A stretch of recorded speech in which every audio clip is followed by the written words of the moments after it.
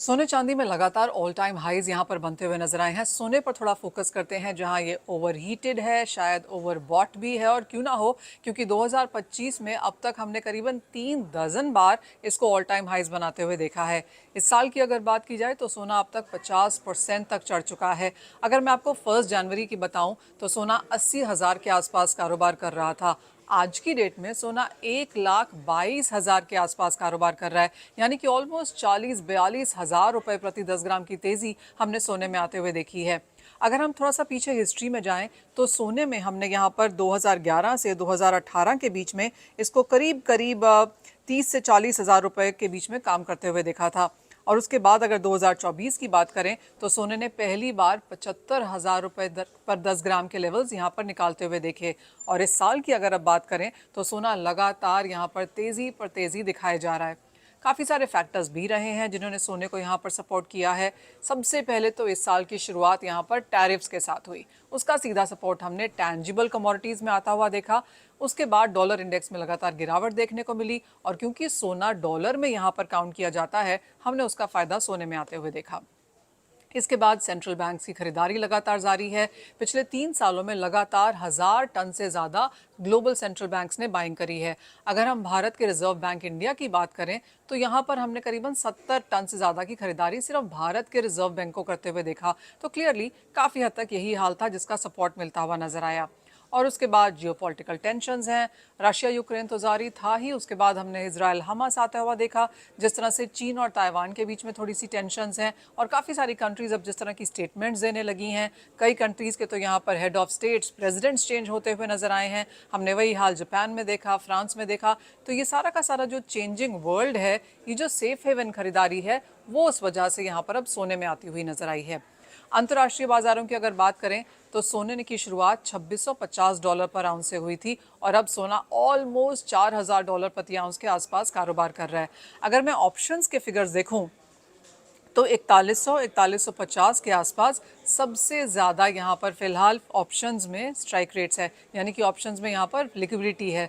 तो लोगों को लगता है कि ये एक लेवल है जहाँ पर सोना अब जा सकता है। अगर आप चार्ट्स के हिसाब से देखें तो सोना ऑलरेडी ओवरबॉट तो है ही, लेकिन जब इस तरह की तेज़ी होती है, जब ज़्यादा बायर्स हैं और सेलर्स बहुत कम हैं, सब लोग ख़रीदना चाहते हैं, सबको लगता है कि अरे यहाँ से और चढ़ गया तो मैं तो रह जाऊँगा, रह जाऊँगी, तो लोग हर लेवल पे ख़रीदारी करना शुरू कर देते हैं। और काफ़ी हद तक हम ये इस वक्त होता हुआ देख भी रहे हैं। बैंक्स तो ले ही रहे हैं क्योंकि उनको लगता है कि जो पॉलिटिकल टेंशंस हैं, उनको लगता है कि डी डॉलराइजेशन का भी कुछ यहाँ पर सोना और अपने रिजर्व्स में इंक्लूड करना चाहिए, तो वो सब तो जारी है। लेकिन साथ ही साथ ETF बाइंग बनती हुई नज़र आई है, रिटेल की खरीदारी है। अगर मैं आपको आज की इंडिया के सिनारियो की बात करूं तो प्रीमियम पे सोना चांदी चल रहा है रिकॉर्ड हाइज के बावजूद भी 4 से 5 हज़ार रुपए प्रति 10 ग्राम, या 4 से 5 हज़ार रुपए पर किलो चांदी प्रीमियम में है।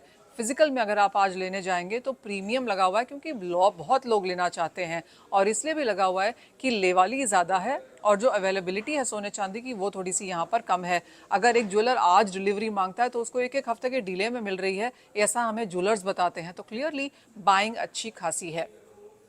ऐसे समय में क्या आपको लेना चाहिए, ये सबसे बड़ा सवाल है।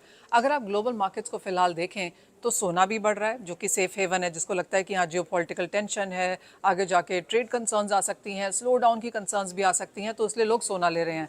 लेकिन दूसरी तरफ अगर आप यूएस का इक्विटी मार्केट देखें, वो भी ऑल टाइम हाइस पे चल रहा है, जिसका मतलब है कि इकोनॉमी में सब कुछ ठीक ठाक है, इक्विटी में लोग यहाँ पर इन्वेस्ट कर रहे हैं। तो जब ये दोनों चीज़ें साथ में चलती हैं तो एक चीज़ में कुछ मुनाफा वसूली आनी होती है। एज ऑफ नाउ जिस तरह की सिचुएशन है कि यूएस गवर्नमेंट का शटडाउन है, दूसरी तरफ यूएस रेट कट करने वाला है, तो ये तो सोने के लिए पॉजिटिव है। लेकिन साथ साथ मार्केट्स को लगता है कि इक्विटी में भी खरीदारी हो रही है। तो जहाँ पर ये दोनों चीज़ें थोड़ा सा डाइवर्ज करेंगी, वो पॉइंट हमें यहाँ पर अब देखना है। माना यह जा रहा है कि सोने में तेज़ी अच्छी खासी बन चुकी है, बहुत खरीदार हैं, लेकिन कहीं ना कहीं तो मुनाफा वसूली आनी चाहिए, कोई भी चीज़ एक तरफा नहीं जा सकती है। तो इसी चीज़ का लोग यहाँ पर इंतज़ार कर रहे हैं। ये मुनाफा वसूली 4,000 पे आएगी, 4100 पे आएगी, $4200 पर आउंस पे आएगी, वो कहना मुश्किल है। लेकिन जहाँ पर ये आएगी, एक मुनाफा वसूली में आपको यहाँ पर खरीदारी करनी चाहिए। अब क्योंकि दिवाली है, धनतेरस है, शादियों का सीज़न है, तो जो लोग खरीदेंगे वो तो खरीदेंगे ही, और उसका सपोर्ट हम मार्केट्स में आता हुआ भी देखेंगे। तो लोग 22 कैरेट भी ले रहे हैं, 18 कैरेट भी ले रहे हैं, कुछ लोग 14 कैरेट की ज्वेलरी भी यहाँ पर ले रहे हैं। लेकिन जो इन्वेस्टमेंट वाले हैं वो बुलियन यानी कि बार्स एंड कॉइन्स की खरीदारी यहाँ पर ज़्यादा कर रहे हैं। तो ये सब कुछ यहाँ पर देखना होगा। लॉन्ग लॉन्ग टर्म टारगेट्स अभी भी पॉजिटिव हैं, लेकिन अगर आपको इन्वेस्टमेंट के तौर पर खरीदना है तो थोड़ा इंतजार किया जा सकता है। कुछ मुनाफा वसूली की एब्सोल्यूट यहाँ पर एक्सपेक्टेशन है, लेकिन अगर आपकी शादी का सीज़न है, अगर आपको उसके लिए लेना है, फिर तो आपको इस लेवल पे भी लेना होगा।